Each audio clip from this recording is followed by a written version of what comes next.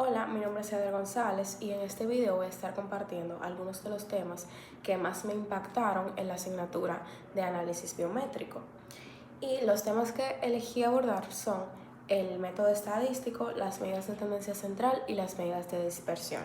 Elegí tratar estos temas porque siento que son el pilar para poder empezar a aplicar lo que es la investigación en nuestra futura práctica como médicos. Entonces vamos a empezar con lo que es el método estadístico.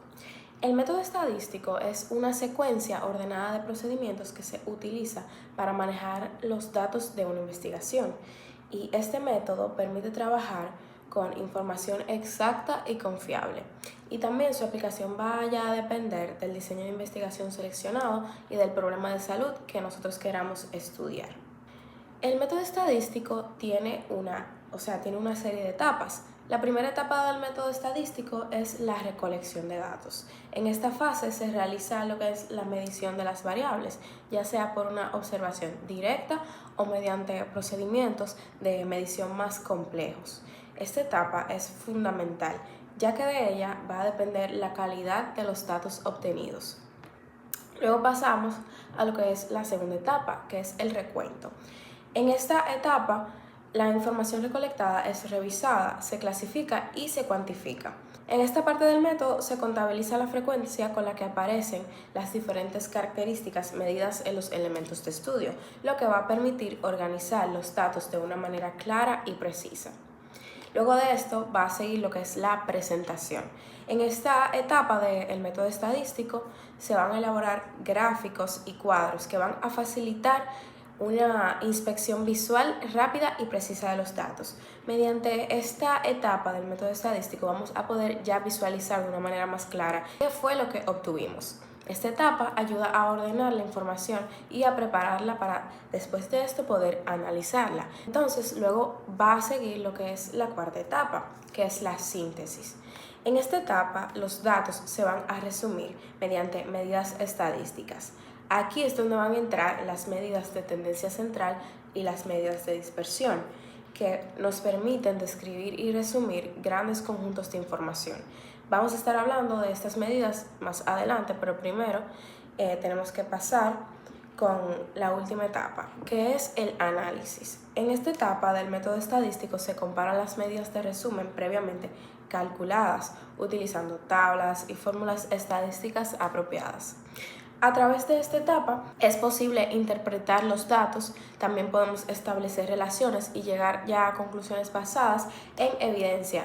En el área de la salud, todo este proceso nos permite analizar la frecuencia de enfermedades, evaluar la efectividad de tratamientos, interpretar resultados de laboratorios y apoyar la toma de decisiones clínicas y decisiones de salud pública. De esta manera, la estadística se convierte en una herramienta clave para brindar una atención más segura, eficiente y basada en evidencia científica. Luego que ya hemos explicado lo que es el método estadístico, podemos pasar a tratar lo que son las medidas de tendencia central. Las medidas de tendencia central son la media, la mediana y la moda. Estas medidas nos van a permitir identificar un valor representativo de los datos. En el área de la salud, estas se utilizan, por ejemplo, para calcular la edad promedio de los pacientes, los valores promedio de signos vitales o los resultados promedios de pruebas de laboratorio. Luego, por otro lado, la primera medida de tendencia central es la media. Esta va a corresponder al valor promedio. En el área de la salud, la media se utiliza para calcular, por ejemplo, el promedio del nivel de presión arterial, de glucosa o la edad promedio de los pacientes en un servicio de salud específico. Eso es muy útil cuando los datos son homogéneos y no presentan valores extremos. Luego tenemos lo que es la mediana.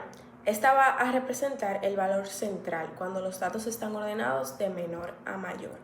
En salud, la mediana es especialmente útil cuando existen valores extremos, como en el tiempo de espera para una consulta o en los costos de hospitalización, ya que esta refleja mejor la situación real de la mayoría de los pacientes. La tercera medida es la moda, que es el valor que más se repite dentro de un conjunto de datos.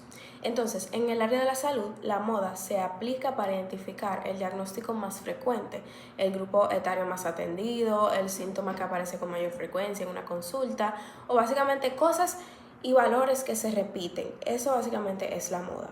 Entonces, ya que tenemos claro cuáles son las medidas de tendencia central, podemos pasar a hablar de las medidas de dispersión. Las medidas de dispersión van a indicar qué tan variables están los datos con respecto al promedio.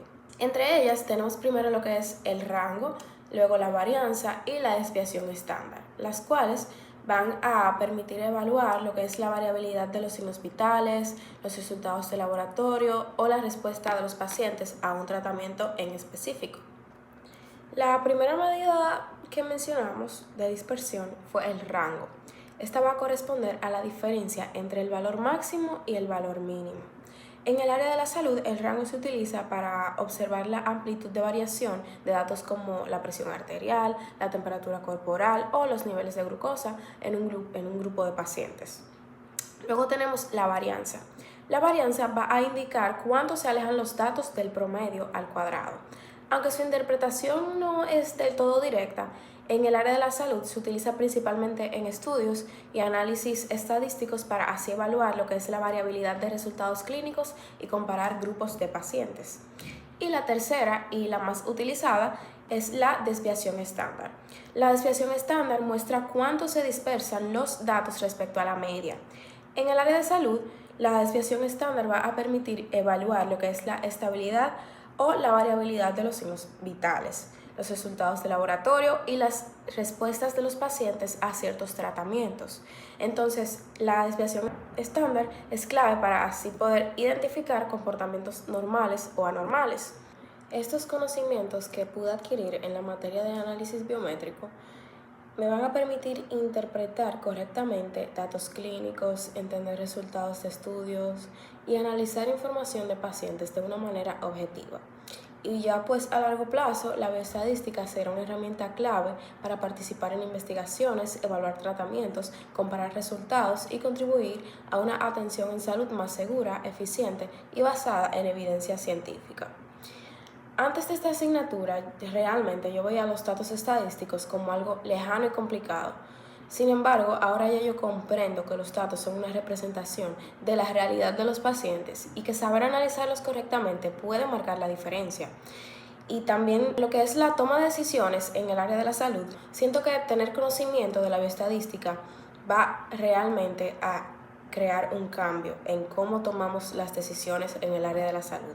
La bioestadística cambió mi forma de ver los números, o sea, ya para mí no son solo cálculos, sino que es una información valiosa y también ayuda a mejorar lo que es la calidad de vida y la atención que le brindamos a nuestros pacientes.